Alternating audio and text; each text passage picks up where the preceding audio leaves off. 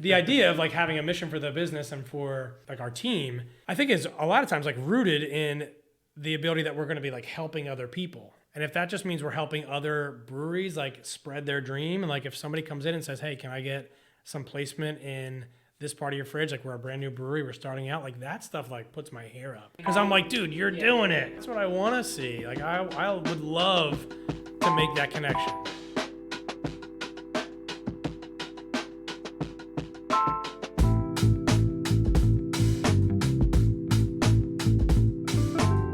Welcome back to the BrewedAt podcast, where something's always brewing. I'm your host, Richie Tevlin, joined by Evan Bloom, and today we have one of my friends, owner of Stone's Beverage in Brewerytown, Nick Wendowski. Hey, welcome, guys. Welcome. Hey, Nick, nice to meet you. Yeah, so something a little bit different today. We have not a brewery owner on, but a what would you call yourself? Beer distributor? Yeah, we're a traditional beer distributor by license. Yeah. So in Pennsylvania and Philly, beer distributors are all over the place. Yeah. So yeah, I would say a retailer by nature. Cool. But now we've migrated a bit into like the wholesale world. Yeah, and you have a lot of other stuff going on that we're gonna get into. But I know everyone wants to get an update on where you're at with your brewery or with your new beer distributor. Yeah. But I want to hold off on that. I want to kind of talk to your story about that. Make people stop listening to it later on. Yeah, sure. Cool. So I guess you used to be a nurse. Yeah. You graduated Temple. Totally. Became a registered nurse, and now you own a beer distributor. How did that all happen? Yeah, life, I'm a little bit older than some of you guys, but you know how it goes. Life just sometimes just takes you in a different path. Mm-hmm. We're going to open these now? I can open one. I'm a little thirsty. I'm sorry. Let's crack it open. Nancy. Salute. Cheers. Cheers. Yeah, so I don't know. I think my story is not actually all that unique compared to other small business owners, honestly. Like, you don't really go to school most times and think to yourself, okay, I'm going to school so I can start a small business on the corner in my neighborhood. Yeah, definitely not. You go to business school thinking I'm going to get a job in marketing or consulting or something like that. The opportunity rises, I guess. Yeah, it's different. It's different. Like I was in school, I think in general, my nature is I'm a giver. I really enjoy people. I like taking care of people, either whether it be my family, my friends. So I knew that kind of at my core when I was in school. And then I had a buddy who was in the nursing program at Temple. Mm-hmm. And I was in the exercise and sports science program, something different. And he was like, listen, man, you work 3 days a week. You can travel all over the world. You'll always have a job. And you're going to work with a ton of women. And I was 19, I was like, all right, that sounds pretty good. Yeah, not a bad gig. So I switched it up a little bit, took a couple summer classes, came out, got my degree, and I worked at Penn for many, many years as a nurse. So learned a ton there that relate to my life now for sure. The biggest thing is that, this is just beer, right? Like the stress of taking care of people, life or death situations has given me a ton of perspective in being a small business owner.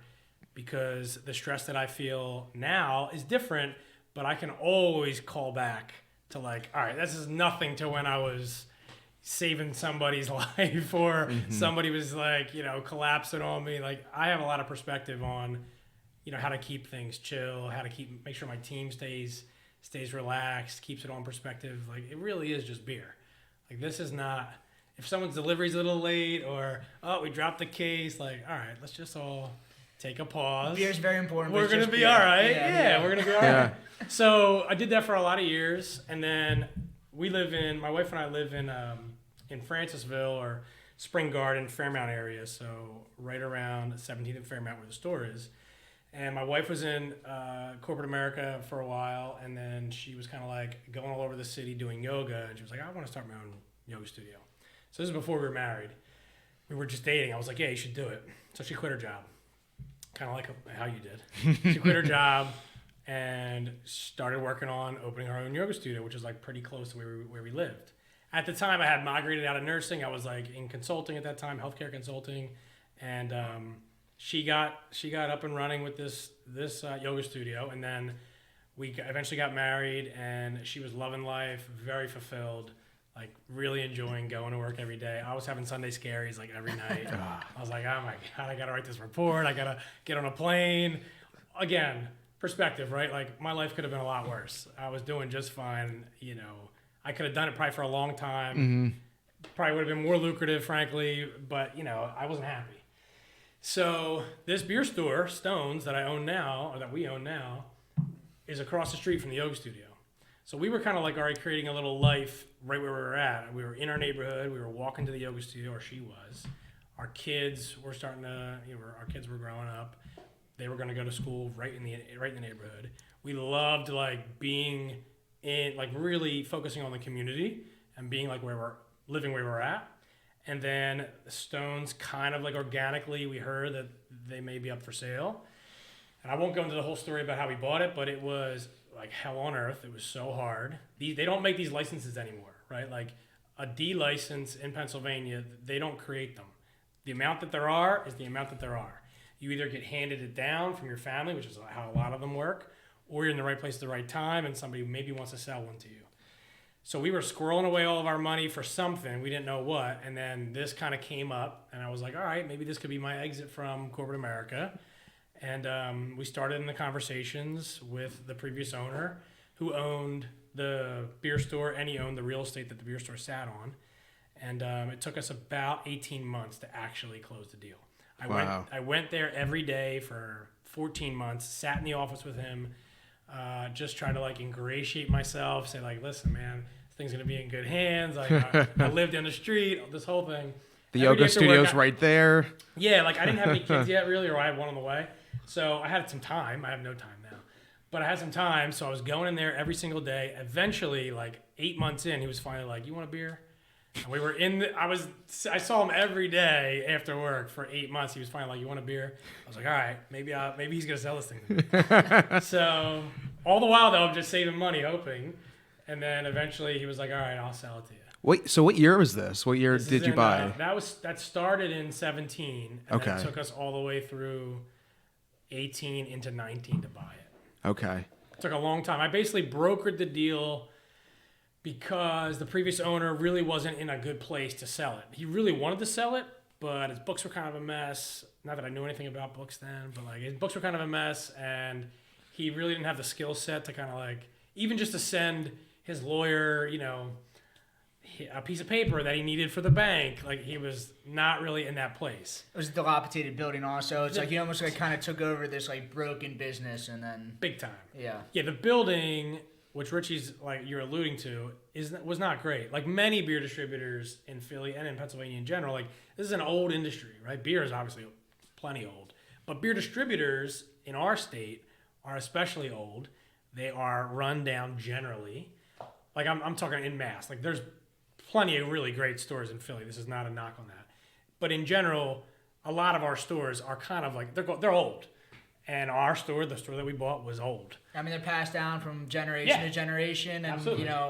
Back when, you couldn't buy beer at a corner store, like that's where you got beer at. And it was just, they kind of stayed where years and years. And to expand on that, in Pennsylvania, for those who don't know, up until 2016, you could only buy, the minimum amount of beer you could buy by law was a case of beer. Like you guys, you're 25, right? Yep. You can get a single at the foodery. You can go to the grocery store and get a 4-pack. That didn't exist. No way. Before 2016. If you came, and you only could buy beer at my store or a store like mine before that time. There was no beer anywhere else. Only there. Yeah, I wouldn't know anything of it. I mean, I turned 21... 4 years ago, so that's crazy. So the point I'm making is there was no competition. There was no reason for any of the beer distributors so that's to keep up. 2017 comes around and he's like, oh, I was like just treading water, and now like what am I supposed to do? Yeah, like you really, before 2016, you could just put the beer on the shelf in a case form and be like, all right, it's here. People, come get it.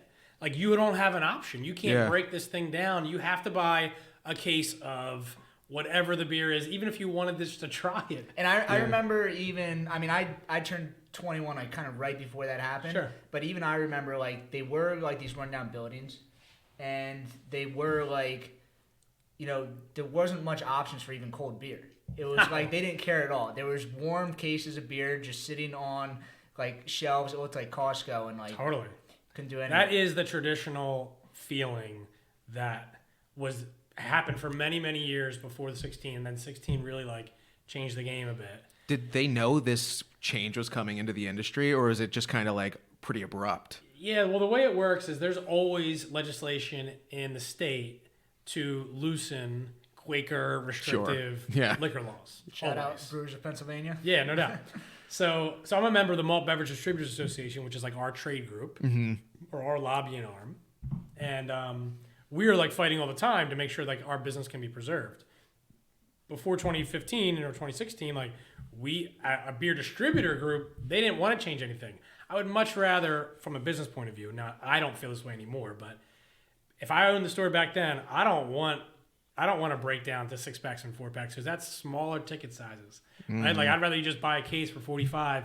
So I know everybody's ticket is going to be $40. If it ain't broke, don't fix it. Right. So like if I owned the store back then, I'm sure I'd be like, all right, as a consumer, of course I want to have the 6-pack. But as a business owner, cases sound great to me. Now, we run a very different store now, so I have no desire for that. I love the variety.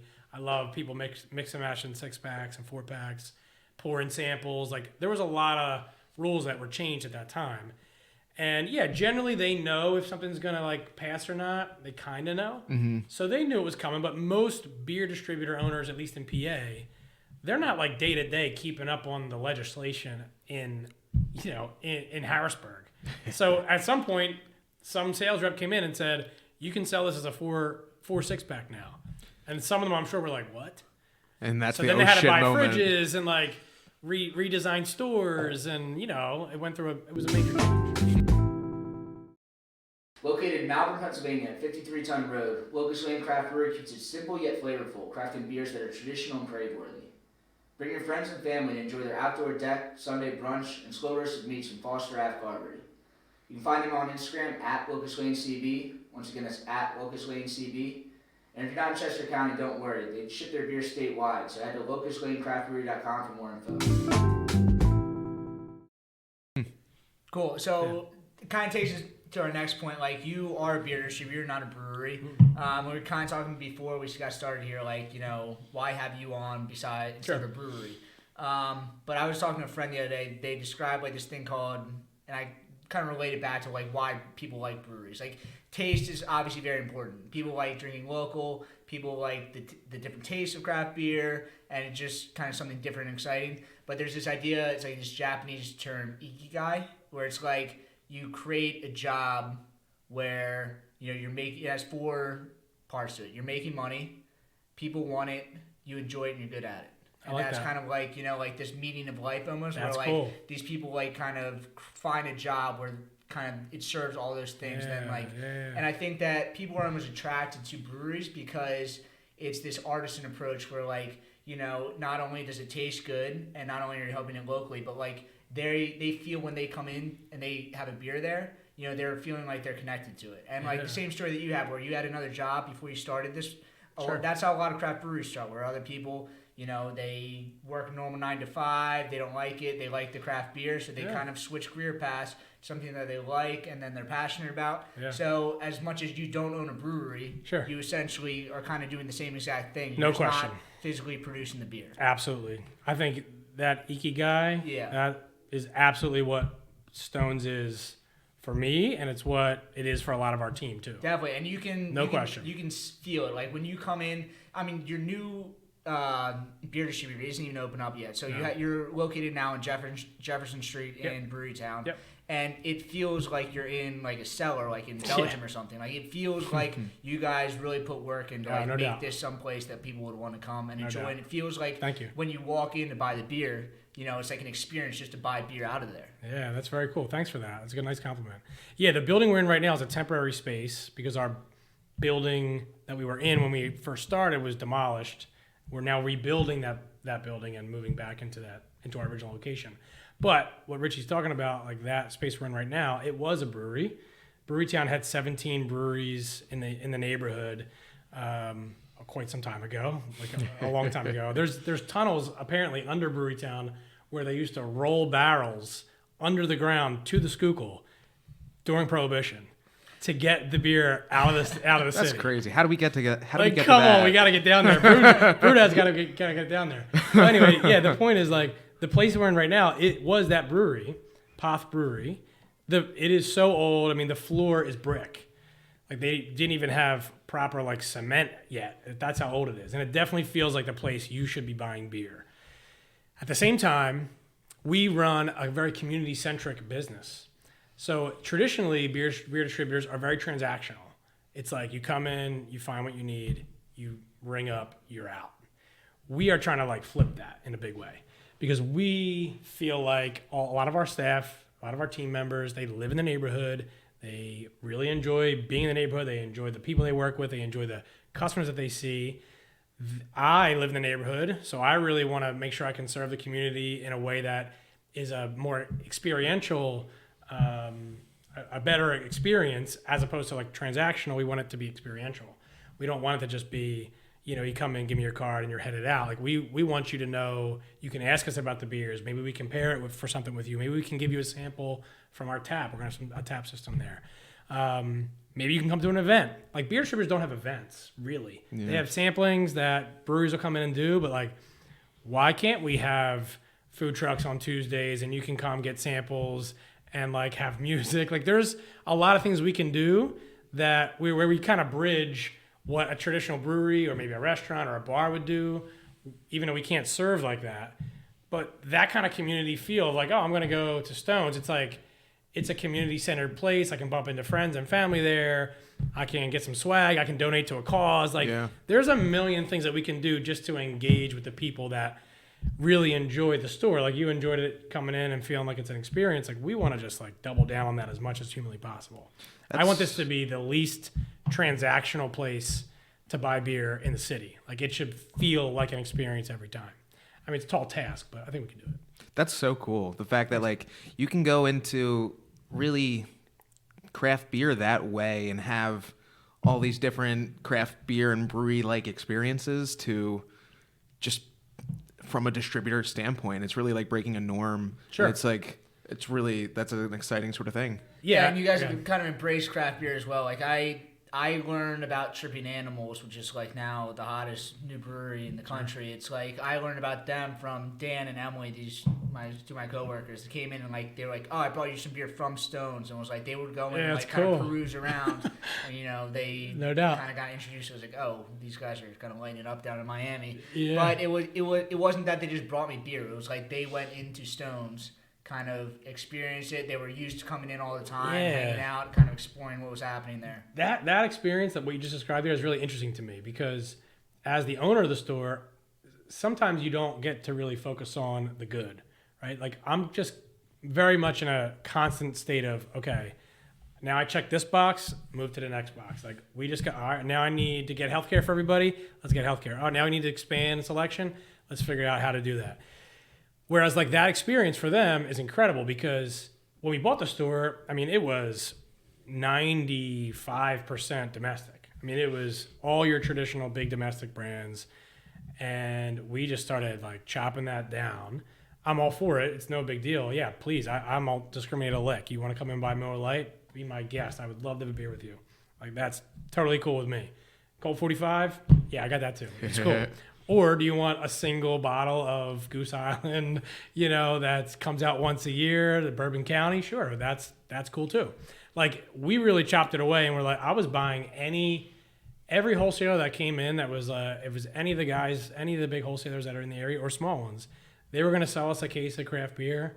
I was like, yes, absolutely. I said yes to pretty much everything from the jump, and I was going to let it, like, flush out from there. Do you guys have, this is kind of an odd term, like, I want to call them like international domestics. Like you guys have beer from like Germany and Belgium that are like, you know, people in America. You don't think about them as like as import beer. You think about them as like this is what people in Europe are drinking. Like when you go in the back room of your beer distributor, it's like, you know, it's not just Bud Light, Miller Lite. Sure. It's like there's other beers, but you can tell that these are like mass-produced beers in totally. Europe. And those are so hot right now. Like everybody wants like the German brewed.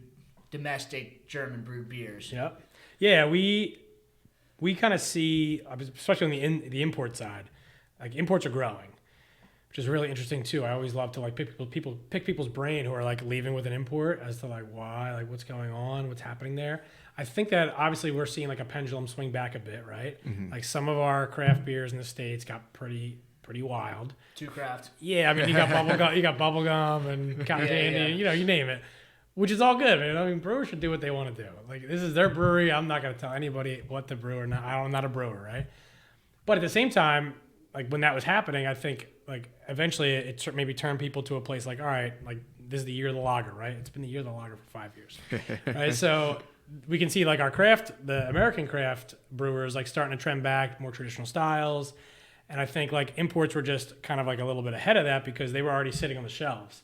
It wasn't like, you know, there wasn't a lot of our craft breweries that had, you know, a lager up there, even just like a clean Pilsner. And, you know, you name any of the traditional styles, like, some of them have them in their core, but that wasn't, like, what was getting most of the shelf space or what people weren't really, like, looking for initially. So I think the imports initially were really just, like, kind of a response of sorts for people, like, coming on the way back to some more traditional styles. So I think as long as, like, American craft can adapt, and it seems like we are, like, I'm bringing in way more styles that are, you know, more traditionally brewed, which is great. Like, I love being able to introduce people to not something that's like 9%. They can have one of them, like, sessionable but flavorful, is like, you know, that's where it's There's at. a time and place for that, and sure, it'll always be in craft beer. Yeah, but you can't drink 6-9% beers. No. Like if you're tailgating, you're not drinking that. Like, dude. the majority of beer that people are drinking is low ABV beers. Yeah. Mm-hmm. So there's always going to be more of that. And I think, you know, like what you were saying, like, craft kind of got so crazy where it's just like people wanted something that was just like a beer. Like, they want a premium beer, but they don't want this crazy fruit concoction that's 9%. You know? Sure. Or if they do, they don't want four of them. Exactly. You know what I mean? They want, you know, a tulip pour, Definitely. you know, at a bar with it, or at the brewery. Definitely. You know, or in a flight or something. Yeah. So I don't know. Our story's been a wild ride. I've only owned the store for 4 years. It's felt like 50.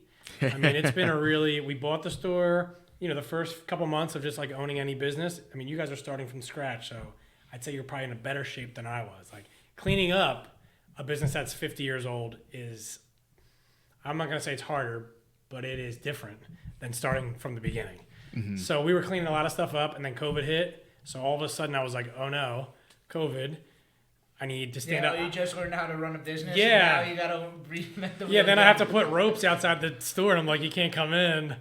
So that was odd, right? But we pivoted hard to delivery. Yeah. Our website's really tight. I think we have the best beer buying experience in the city. It's a great website. Thanks. Easy. Appreciate There's it. no delivery fee. There's a delivery fee. But it's cheap, right? It's low. It's $4.99. Yeah. Yeah. We were trying to run free. on volume there. In my mind, that's free. Yeah, no doubt. But, you know, trying to turn that around, like, I had to hire 4 photographers to come in, take pictures of the beer almost 24/7. Like, they were coming in at 7 in the morning, they were leaving at 11 at night, shooting every single product, getting it up onto the website. We had to hire delivery drivers, had to figure out how to man a delivery team. Mm-hmm. In the beginning, it was rough. There was just a shelf, and all the orders were on the shelf. And if you were a driver, you just came in and just took whatever you wanted. Now we route their routes, like, people. It's all very efficient. But at that time, it was rough. It was go for a while. Because we were the only place you could get beer too. Yeah. All the bars were closed. Eventually, as COVID started waning, then our landlord told us, like, we're gonna demolish the building. So now we had to, like, relocate. So the demolishing thing, was that, I mean, you guys were obviously in an older building. Was that something that you were, it obviously, it's hurting you now, but is that something that you guys kind of took as, like, this will be good for us in the long run? Yeah, I'm not foolish. Like, I knew that would happen. Yeah. Right? Like, the guys that own the building are real estate developers. Yeah. And this is, like, a corner on a growing neighborhood that's really big. Definitely. We're a single story. I mean, they're not getting nearly enough rent for that property that they could. So the fact that they demolished the building, I mean, initial hit for sure. And I've never done it, right? Like, I've never done any of it. I've never owned a business, let alone a beer store, right? So now you went from opening to COVID to this. To moving, So we relocated, and now we're gonna move back. Like, I am dreaming of the day that we are in, like, our final location, and, like, my time can be spent on, like, working on the team and trying to figure out how to build community. Like, right now, I'm kind of just like, all right, I gotta get a I got to get a contractor to put my kitchenette in. Like, I don't want to be planning that kind of stuff anymore. So yeah, what does building a kitchenette have anything to do with selling beer? Yeah, like nothing, right? And like I'm like looking up code for proper air gaps for plumbing. I'm like, okay, this is not what I was imagining. Yeah, you know not what the I mean? best use either. Yeah, no when doubt. you're daydreaming about opening this up as a nurse, it's like, or a consultant, you're like, this is not what you had imagined. Not at all. Not at all. Here you are. But you know, this is like anything else in life too. This is like how you're forged, right? Like you need adversity. If this was going to be easy, maybe I might not like it as much. I mean, there's been so many lows, but there's been so many highs too, right? And that I would love to take those highs and lows to just not be quite as high and quite as low. Like give me a line in the middle and get me close to it. That I think is like a beautiful existence as a business owner. Like right now, it's probably not sustainable long term. Like if this would happen for 10 years, I don't think I'd make it. But no, it's not gonna happen for 10 years. You've gone through so much stuff. This is like not normal. Yeah, we're gonna be in the new store in a couple months, and COVID will be done. Yeah, COVID's over. So things are looking up. Cool. So with that being said, like, what's the update with the new store? Like you just said, a couple months. Like how close are you guys? Yeah, so I'm in there right now. The building is built. I'm in there now, like running wire essentially. Like we are waiting for the walls to get closed up with electricity. Permitting to come in. Like we probably should have a certificate of occupancy in the beginning of the year. Nice. And then from there, we have to get all of our stuff in. So we have an enormous walk-in refrigerator. It's like 50 feet long by 18 feet wide. We'll have 14 fridge doors you can open up and serve out of. You can go in the fridge and you can shop in the fridge. We'll have this is a pet peeve of mine. It's really hard to buy kegs. I don't know if you guys ever tried to buy a keg. Nope, not yet. It's really challenging as a consumer to buy a keg because you can't see them. Like no beer distributor has them on display for you to like shop them like you would shop, a 4-pack. Yeah.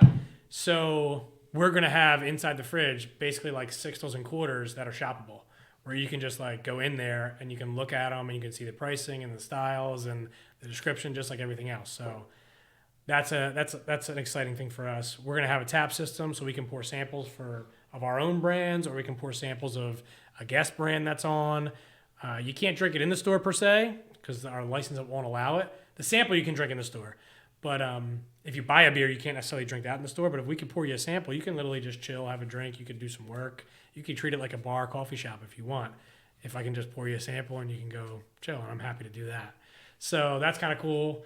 We're doubling down for sure in the community. So we want to have as many events as we can. We're like, me and the team and I are like hypothesizing what artist pop-ups look like at a beer distributor. What does music pop-ups look like at a beer distributor? We might see 500 people on a Friday night. Like that's not a bad spot for a food truck to be. And I'm sure even that's kind of cool. That are selling beer out of there they would be much happier coming to you guys and having kind of like a pop-up event, tasting event there. Yeah, no doubt. Than it's not great to like put your brand someplace in like a building that's falling apart. Yeah, it's a brand new, for sure, beautiful, for sure, like beer distributor. They lining up at the door. Yeah, I mean, I give a lot of those breweries credit because our old store was pretty rough.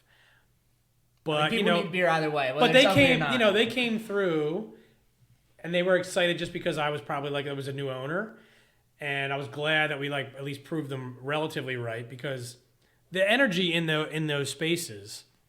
Like a beer distributor is transactional by nature, but the energy like on a busy night is really like it's popping. Like people are getting ready for the night. They're coming in. They're dressed. They might be just grabbing a single can to go on the subway, or they might be getting, 5 cases for the party at their house. Mm-hmm. And like people are like feeling pretty good. You know what I mean? Going out, obviously the best part of the night is the pregame. It's like great. When you're at your prime, it always goes downhill from there. Like everyone right. is Nothing so good excited. happens at 2 a.m. Right? Exactly. Everyone's so excited. Yeah, everyone's hyped. Everybody at like peak happiness. Yeah, like we close at a reasonable time for a normal store, right? We might close up at 9 or 10 o'clock. Everybody from like 5 to 9 is feeling good. Even if they didn't have a drink yet, they're just like popping. They're ready for the night. Like it's cool. It feels good in there. Yeah, Stone's is the first place before anything can then go downhill for them. You get a good experience from it. Yeah, so the store's coming along. I'm hoping like February, March January would be ideal. I mean, beer, if people that are listening don't really know, it slows down a ton in the January, February time frame. Does that, so obviously for bars, it's dry January. Is it kind of the same? Yeah. You guys are like a little bit separated from that, but it's the same thing? It's the same thing. Like, volume's volume, right? Yeah. Like, the macro... It's not like people are like, oh, it's dry January, but I'll go buy it. But I'll go over here. Yeah, it's dry January at bars, and it's dry January Okay. at beer distributors Okay. and bottle shops and whatnot. Yeah. So, like, we definitely feel that. And we just use that time to work on things that we haven't been able to work on, right? Like, in August, in November, in early summer, like, it's busy, right? There's no time to work on a project or launch something new or redesign the website or whatever. So we use that downtime as strategically as we can to make sure that we're just ready for busier seasons. Yeah, so that's pretty much how it works. Nice. So you got the beer distributor. Yeah. We talked a little bit before this about beer in Pennsylvania is a little bit different, but also people don't really understand how beer works. The 3-tier system. Sure. And breweries are producers, and then we have wholesalers, and then we have retailers. Yep. So you guys are essentially operating as the retail side of that, but a little bit as the middle tier as well. Yeah. Kind of distributing. Do you want to speak a little bit Sure. on kind of what brands you're working with? And Sure. kind of how that works? Yeah, so we did talk about it a little bit. I'll expand on it briefly. Yeah. When we teach people, we try to be a store that is educational in a lot of ways. Like, we teach people about beer, or we teach people about how beer works. So what you're alluding to about how beer works is really interesting in that there's suppliers like the breweries, there's wholesalers and retailers. This is like written into the law. This is the way it's got to be, basically. And it's for good reason, but we are really a split shop, right? So we're a retail store where you can walk in, you can get, the new store will be really a mix between like a bottle shop and a beer distributor. You can get every single size that you could possibly imagine, but with like the kind of the finishes and like the feel of like a nicer bottle shop that maybe popped up in the last 10 years. Yeah. So we sit on the retail side, I should not put my hands here. No, you're fine. We sit on the retail side as a pretty, traditional retailer where you can come in and get what you need. And then we have what's called an importing distributor's license. So that allows us to sign brands to exclusive distribution deals. So we have 8 brands that are underneath our wholesale arm of the business, and they've entrusted their dream with us for Philadelphia, for the Philadelphia market. So Philly County and the 4 surrounding counties, we are essentially tasked with distributing their beer to bars, restaurants, other distributors like us in the region. So the way that it basically works is once they give us those rights are essentially lifetime. So we're drinking Rupee right now, which is one of the only craft Indian beers on the planet. This is one of our brands. We love these guys. They're incredible. It's awesome, by the way. Yeah, it's a really delicious good beer. Yeah, it's brewed to pair with spicy cuisine. So it's low carbonated. It's not carbonated. It's relatively sweet. It won't overpower your food. But besides the beer, these guys came to us because they were growing really fast. So like, listen, we need distribution in Philadelphia. They're a brewery. They don't want to own trucks and drivers and overhead and like be trying to drive their beer all over areas of the country that they don't even know about. We are experts in Philadelphia. We are semi-experts in the suburbs, right? Like, we all know the suburbs. They came to us and were like, hey, we really want to see this in Philadelphia market. We think there's a huge need for it. A couple chats, couple tastings, and all of a sudden we have a contract, and now we ship pallets of Rupee from their brewery to Stones, and then our sales reps go out and sell that beer, and then we essentially just wholesale it out the door. So there's bars and restaurants all around the region that now have Rupee in their store. So that's really the long and short of how it works. The real mind blower for a lot of people is that those contracts are exclusive. So even though I have Rupee, or Stones has Rupee as the brand, somebody else has Bud Light and somebody else has Corona. Like, it works on every level. So the Corona that we all drink in Philadelphia is essentially coming from a single company. And the Bud Light we all drink at the stadium is coming from a single company. Which is like, when I first learned that before I bought the store, like, I had to read up about it too. It's really kind of mind-blowing. But there's reasoning behind it, which we don't have to get into on the podcast, that I think ultimately like supports beer and keeps it monopolies away, and then it gets dangerous when large producers are in charge of taprooms as well. It happened in England where it was like the tied houses, and then they were selling. You could sell beer so cheap at retailers that it was just like it wasn't even fair, and then there's a big alcohol problem. Yeah. So there's a lot of issues for it, but it does make things a little bit more complicated, but. It makes things a little more complicated on the back end for sure. I'd say from the retailer side or from a consumer side, they don't know. It's all good. Yeah, you know what I mean. It's all good as long as the selection is tight. Then that's where it's at for me. Like as long as selection stays, as long as people keep trying to sell us as a retailer a variety of beers that are diverse and that our consumers are going to be interested in, and that we don't just have a store full of IPAs. Or a store full of lagers if we start going that way. Like, as long as we continue to have variety, like, I think we're in good shape. Mm-hmm. What is your variety like? So, like, how many different beers do you guys carry? So, yeah, we're one of the better kind of risk takers, I'd say. Like, we pretty much will bring in most anything for the most part. Yeah, you're saying you're accepting all crafts. So, like, yeah, like, if a small brewery comes in and they literally have one beer and there's guys in a truck and they're trying to sell it, I'm like, yes, like give me those cases. I want those cases in this store, right? One, to support them, because like I want to help them build the dream too, and like every little case matters. But also, we have a ton of people that are searching for things that are unique in the store. It's you built that, culture. Like, so no doubt. Coming in and that's part of why they're coming. For sure, and like sometimes, sure, we have plenty of people that are like, I'm the Miller High Life 30 guy. Like I come in for 30 packs of Miller High Life on Fridays, and that dude's amazing too. Like, love you. And then there's this whole other arm of people that are just come in and they're looking at their phone. We send a newsletter out every Friday with all the new products. They'll have their phone in their hand and they're literally just have the newsletter up, looking at the new products and being like, okay, there's a new product rack. They're scrolling down. They just want to see what came in, what's fresh that week. So right now we have 1,000. Generally, we keep about 1,000 different products in stock. That'll wax and wane. Now we're trimming down a little bit because we're going to move, and I'm trying to have less pallets of beer in U-Haul trucks. So we are trimming down a little bit, but we're really proud of the selection. Our buyer does a great job of like bringing in stuff that's pretty diverse, pretty unique. I'd say for the most part, we stick to the stuff that we know will be interesting. Like ultimately, we want it to be interesting. If it means that at some point we don't sell half that case, like there's a lot of things I can do with half a case of beer that are worth the risk of saying like, you know what, I'll give that beer a shot.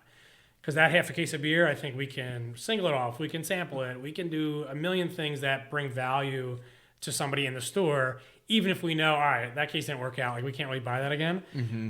But taking the shot on it, I think, is everything for us. Yeah, the mindset to that is just like setting you up for success. If you like kind of stick to like what works, then you're just like the same beer distributors that were around 15 years ago. Right, like, and the same thing goes for grocery. Like now you can buy beer in a grocery store, which on the consumer side makes a lot of sense. Like I'm at the grocery store, I want to buy my beer here. I don't want to take another trip. What we're trying to do at Stones is make it feel like that experience matters. The Stones experience matters. Because grocery stores, they're planogrammed out for the year. You will not see new beer in that grocery store most likely for a year. Like they know every shelf, every spot on the shelf, and what that beer is going to be, and they know it at one point in the year generally, and it doesn't change. So that to me is like sacrilege when it comes to beer. Like I don't brew it. I don't know how to brew it. I'd have to turn to Richie and other people to teach me how to do that. But I really enjoy drinking it. And I enjoy like experiencing it. I enjoy what it does for like the people that are around me and the good times we have about it or around it. But when I go to a store, whether it be grocery or anywhere else, that just gives me the same things, like I would struggle. So the beauty of kind of like the system that we have with the 3-tier and that stores like ours is like you really truly can find a wide variety of things that will pique your interest. You want to spin those cans, read those labels, as opposed to being like, okay, here I am at X grocery store. I know the top left corner of this fridge will always be ABC beer. Yeah, I think for producers, it's like, you know, it gives them the ability to then like reach this wider market. So like if they can get in a grocery store chain, then they can like hit this target. Totally. But from you, I get it. You're taking from the other perspective where like you're looking at like just the consumer and you're taking all this stuff and putting it directly into like your individualized community. Yeah, and let me say, by no means I'm not knocking that down.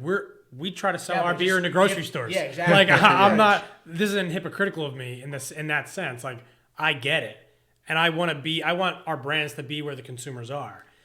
But at some point, like when I really think about who we're trying to serve at Stones, I don't necessarily need to serve the person who's just conveniently grabbing something at the grocery store, which that's been me too. I get it. I totally get it. I want that. I really am trying to like foster the community with the people that want an experience around the beer they're buying, as opposed to just something that's transactional. Yeah. You know, so that strengthens so many ties too, to all the different brands, to just you in the space too. That's awesome. Yeah, and I think it speaks also back to you, Richie, about like having this thing that you really enjoy, you might be good at, and it's fulfilling you in some way. Like that, having a bit of a mission, which I probably have to define that mission a bit more. I don't really have that. I haven't had the time, right? I've been moving businesses in the middle of COVID. But the idea of like having a mission for the business and for like our team, I think is a lot of times like rooted in the ability that we're going to be like helping other people. And if that just means we're helping other breweries like spread their dream, and like if somebody comes in and says, hey, can I get some placement in this part of your fridge, like we're a brand new brewery, we're starting out, like that stuff like puts my hair up. Yeah, I mean, because I'm like, dude, you're doing it. They're not getting into the grocery store. Yeah, man, like that's fucking cool. Like that's what I want to see. Like I would love to make that connection. Like you guys are starting something here. Like that is the stuff that I feel like life is like made of, right? Like that's this. Like I don't just want to have this existence where I just float through. Like we want to be able to say like, yeah, like I know those guys are over at BrewedAt. Like they're doing something, they're taking risks, they're trying something different. Like that's the shit. Like that's what you should be working on in your life. In some regard, it's relative to everybody, of course.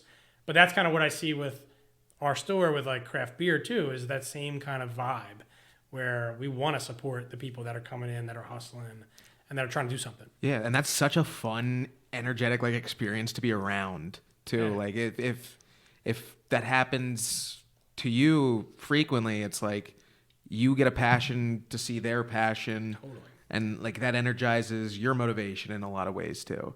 Yeah, it's so very cool. Cyclical. Very cyclical. Like it is just an endless loop of that kind of energy. Just it feeds me, and then we feed it back to the community. It's just like, and this is an exact part of that. Like I'm sure the way this came into be, like Richie and I were just like talking at the bar. And all of a sudden he's like, all right, this guy's okay. We had a couple more conversations. We have a lot of energy when we're talking about what we're doing. And it just like, it bleeds in. Mm-hmm. This is exactly the way it should be, you know? Yeah. I mean, that's how I met them. It's literally, we're probably staying in the same exact spot. Yeah, really. Honestly, yeah. Do you usually pick a spot? I got a couple spots. You got a couple spots. Yeah. Got my tactics. Yeah, no doubt. Okay, so you talk about bringing in new beer. Yeah. Like some of these like newer guys that might be just selling out of the back of their truck or whatever. Sure. But say something like, Happy Dad, like they just got released in Pennsylvania. Mm-hmm. Have you had a release that like, was kind of hyped up, or like how was that Happy Dad like release? with our brands, you mean? Or? Yeah, like have you had something where like something that comes into like your store, like people are like coming in like right when it comes in, like it's kind of like we've been waiting for this to come in? Yeah, I'd say probably the biggest one, which I don't love the teas. It's not really my thing, but I know that they're big. Loverboy was probably the biggest one. But that had a TV show behind it.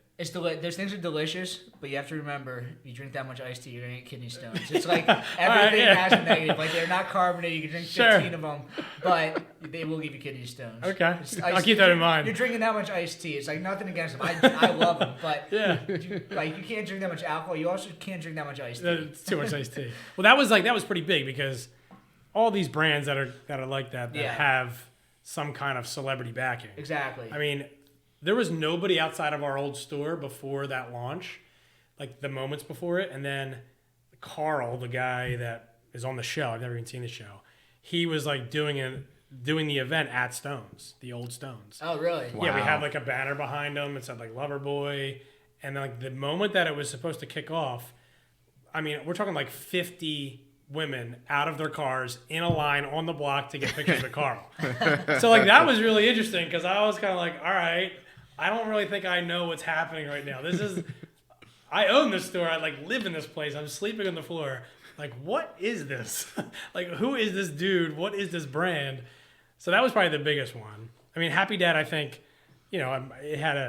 we're in a different place now, right? Yeah, like, I was just kind of using it as an example, like, different things. A lot of buzz, in, though, like, right? It had a lot of buzz, and like when it got announced that it was in Pennsylvania, that was just like, it wasn't just like, as much as I love Rupee, like, it's just a different feel because it's like Totally. there's a lot more push. There's a lot of money behind it, Exactly. right? I mean, it's I feel like the Conor McGregor Stout just came out too. Right. I feel like it's very similar. well, Maybe that's not a as big, trend, but- right? Too. It's like seeing celebrities behind alcohol brands. It feels like Yeah, it's almost just a marketing company that you're just selling the brand with an alcohol brand attached to it. yeah. Which is, it's fine. I mean, I'm not gonna get in the way of anybody making money. Like, There's do your space thing. for Do your everybody. thing. Yeah. Yeah. Do your thing. And I'm sure Happy Dad has a place for plenty of people. I don't know what moved out of our store so far, but we got a stacker in there, and I'm sure people are picking it up, because they heard about it from Snoop, or is it Snoop? I think it is. Snoop's got the grape one. Okay, there you go, yeah. They got like different celebrities, I think. On for, like, different each ones. flavors? Okay. Yeah. Yeah. So anyway, yeah. I mean, it's cool though. I like that. There's good energy for that too. I mean, people coming in and having buzz. So is that like the obviously teas are hot right now? Like, Yeah. Are you seeing that? Is that slowing down a little bit? I mean, it was almost like 3 years ago. Like everyone had to have a seltzer, and then it slowed down a little bit. And there's almost like teas stole a little bit of that. Yep. Is teas slowed down? Or are they Teas still hot? have slowed down a little bit from like the peak, Okay, maybe 2 yeah. years ago. Seltzers have definitely trailed off, but they're still around. I mean, Yeah. White Claw still They're not, crushes. they're not leaving. Yeah, they're not I going to think leave. They've There's just a there's- stabilization. Exactly. The biggest thing, which is not relative to me, I mean, it's relative to me, but I can't sell it, is, ready to drink cocktails. Like I'm not telling Yeah. anybody any, everybody knows this. Anybody watching this podcast knows that. We'd love to see them in our store. It feels like it makes a lot of sense in our store. It's almost crazy. Like the way that it's produced is it's distilled and has distilled spirits, but it's the same exact amount of alcohol. So it's like what are we doing? Yeah. But still, it's like it's kind of odd. It's like locked the up a bit. Pennsylvania laws. Yeah, like, it's the kinda laws, funny. Like, you can't sell it distilled even though it's the same amount of alcohol. Yeah, it'll be. And then like you can sell like malt fireball shots. Yes. Even though it's like an actual fireball shot. Yeah, absolutely. Yeah, tastes just like Fireball. Exactly. Looks just like it. There's Yeah. like literally the only difference is it says like malt. Yeah. You know what I mean? So I know it's funny, and I'm not gonna rag on. I have so little control over the laws. I just have to. You're I going gotta with it. do Yeah. what I have control over, right? But yeah, I mean RTDs have definitely taken. I think snatched away the seltzer. That the seltzer craze was really like. The knees were cut out from underneath it because of RTDs, I'd say. And it's really, for the most part. It's really interesting because aside from seltzers that have all their own individual brands, it seems like the ready-to-drink cocktails have so many different already brands that are switching into like the hard lemonade. Sure. Or, like I just say, the crossover. There's crossover brands between the two for sure. yeah, there's so many of them right now. I think one interesting thing about the industry right now is like nobody can really put their finger on like why cider's like doing really well, because it is. Like ciders have a little bit of resurgence too. I can't really place it either, but there's I think just like what we were saying before about how craft beer got kind of like saturated on the hoppy end and the IPAs and like they're kind of nuts. Now that that's coming back, like it's coming back for kind of everything. Like that's maybe where I'm thinking cider is having a bit of a resurgence as well. Yeah, I think beer might be just a little bit more stable. I don't know why, but like beer is just stable now. It's not that it's shrinking. It's just kind of it's hit a point where it's like 13.5% of the industry. Yep. And I think that's like maybe a little bit more than that is probably like where it should sit. But Sure. I think that it's always craft beer is a premium product. Right. It's never going to be the largest product. Sure. There. So maybe like people that switch over to maybe the seltzers and then the teas. And it's just like they're looking for that type of product where it's like it's less carbonated or it's less flavor or more flavorful, whatever it is. But it's a lot easier to go from like a seltzer to a tea to a cider than it is maybe to just go from craft beer. So maybe craft beer was just a bigger, larger, slower burn, and these other things are just like kind of flare up and then kind of. Yeah, I think that's pretty good. That's a good assessment of it, for sure. Yeah. Do we have any other beers? Yeah, you want to talk about some beers? Let's take a look at some of these. You mentioned before this. What is this? All right, so Rupee is what we were just drinking. Yeah. This is a craft Indian lager. This was started by two guys whose parents are restaurateurs. So they grew up in the Indian restaurant world. Two Indian brothers, and they realized as they aged, they were around your age, that there was no good craft Indian beer. So they made one. I mean, when you said this, I was like, what is craft Indian beer? And then I'm reading about it. It says it's got, because it tastes like a lager. It doesn't have I think sometimes people try to make beer for, other countries or something. They'll make an Irish something. They'll put clovers in it. No one in Ireland is drinking beer with clovers in it. But this is actually a beer that people in India would drink. And this is basmati rice. Yeah, it's got maize, rice and corn in it. So I guess whatever people are drinking in. So you think Bud Light is rice based, and some of the other light beers are strictly corn based. So maybe this is Indian beer. Yeah, this is rice and corn. This initial recipe from them is a traditional Indian beer recipe that they've modified a bit. They've lowered the carbonation so that it really complements well with spicy foods. So yeah, it's pretty cool. I mean, this is a super unique beer for us. It's incredibly narrow, right? It's we're not going to walk into every small corner bar in Philly and be like, hey, you want to carry some Rupee? Yep. But every Indian bar, every Indian beer, every Indian restaurant, every Indian, associated place is well, of course, I need that. I need to have that in my store, And lots of beer distributors are owned by, people that are from India. So that, too, is a really easy approach for us. And the guys are authentic. They're Indian guys, and they live and breathe this. Untapped market is India's the second biggest country in the world. Yeah, it might be the largest country in the world now. And besides this, I can't name one Indian beer. Right, I know it's tough. And there's a huge Indian population here and in Jersey and a lot of parts of New York. So yeah. Do we want to? I don't have an opener on me. I have one out there though. All right, so this is Belgica. It's from Belgium. It's brewed in a brewery that's 600 years old. It is, as you can see, if we keep any of this in, these beers just kind of bubbled over on us. This is a living beer. So this beer is brewed in a way, it's fermented and it re-ferments in the bottle. Bottle condition. It's good for 3 years. Wow. That's really cool. It's incredible. It only gets better with time. Every beer that Belgica puts out has won a medal in the States. I gave you guys one other one. This is their best seller. This is their traditional, Belgium triple. It's incredibly simple. It's incredibly smooth. You have no idea it's got as much alcohol in it as it does.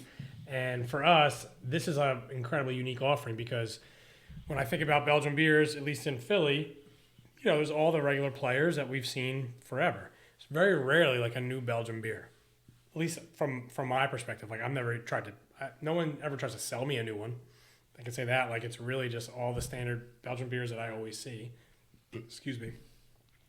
And I don't go to Monk's enough to probably see more Belgian beers that I haven't seen before. So when we had the opportunity to bring these guys in, this is their first entry into the States. I mean, what sort of price point is this? Is this it's a triple, but is this one of these fancy beers where it costs a ton of money, or how? For sure. This is almost like Chimay. Yeah, this is probably $40 cheaper than Chimay. Okay.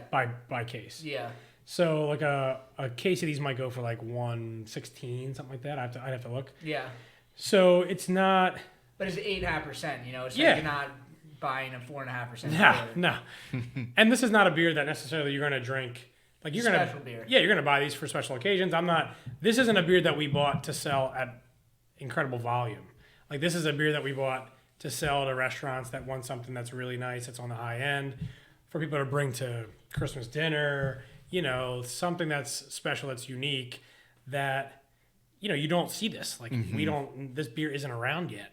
So the idea of us being able to be one of the first cities that even carries this in all the United States, I think is really intriguing to us. We like the idea of kind of being one of the first. Is this the only beer that you guys import? No, we import one other brand, which is Ray. Oh, this is the Mexican beer, right? Yeah, so this is Ray. This is a craft brewery out of Mexico. super interesting. Like every Mexican beer that we know, right, is a pretty traditional Mexican, light-bodied, you name it, Corona, Modelo, I mean, Tecate, run them down. They're all the same kind of beer. With these guys, they're trying to introduce Mexicans in Mexico, so people from Mexico, to craft beer. I was just in Mexico. I had some craft beer down there. It's not like, they're just figuring it out. They've got to figure it out. Yeah. Like, you're drinking hazy IPAs that taste like orange juice. Yeah, drinking West Coast IPAs there. Dude, like, these guys, it's all figured out. These guys are so cool. They literally, their mission is to convince the people of their country, and they're from Mexico. They live there. In Monterrey is the name of the city that this is from. So Rey means king. Yeah. Rey is the shorthand. They are brewing these type of styles to introduce their fellow statesmen to beer that is not a traditional Mexican beer. So this is a stout. This is a Mexican stout, which is like when they're in Mexico, they have a tap house there.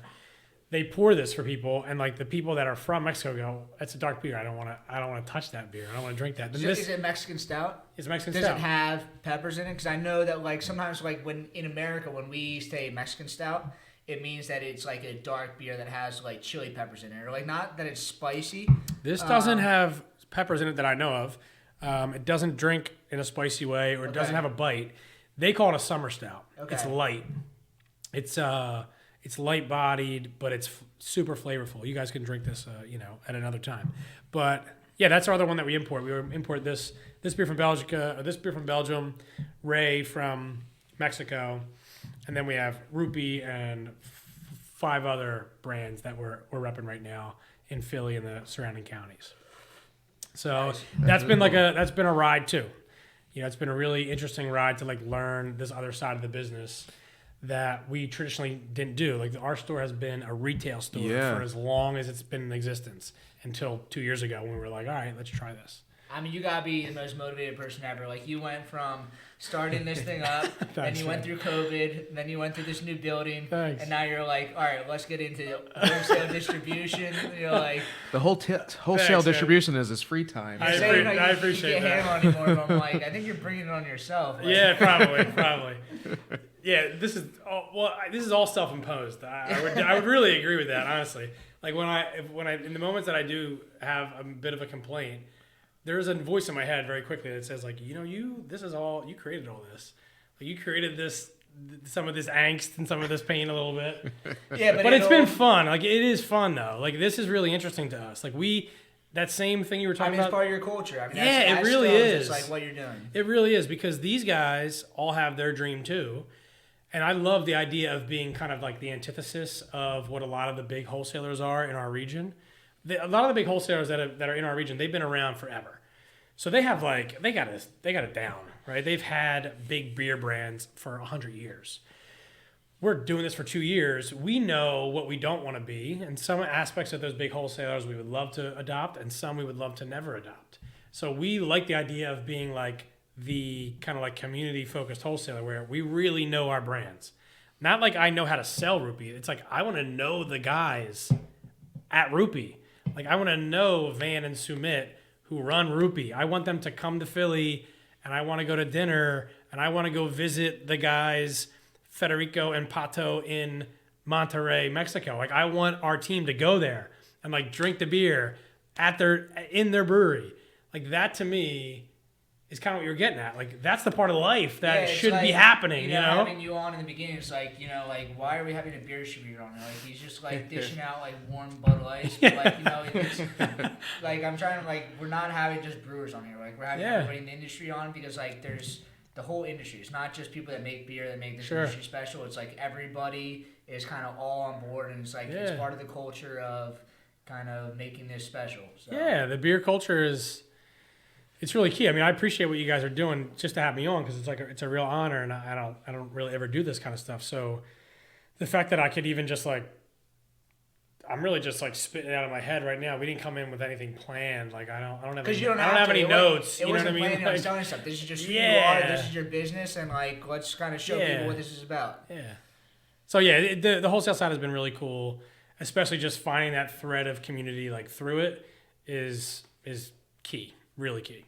So that's what's bringing us, myself and the rest of the team that works at Stones, which is a wide variety of people. Like that through line of community really continues to like ring true for us. And the more that we can continue to just double down on that, I think we'll all be happier. We'll probably have a better business, and better is relative, right? It doesn't mean it's always going to be better financially, but it could be happy. People could come in, like really enjoy work.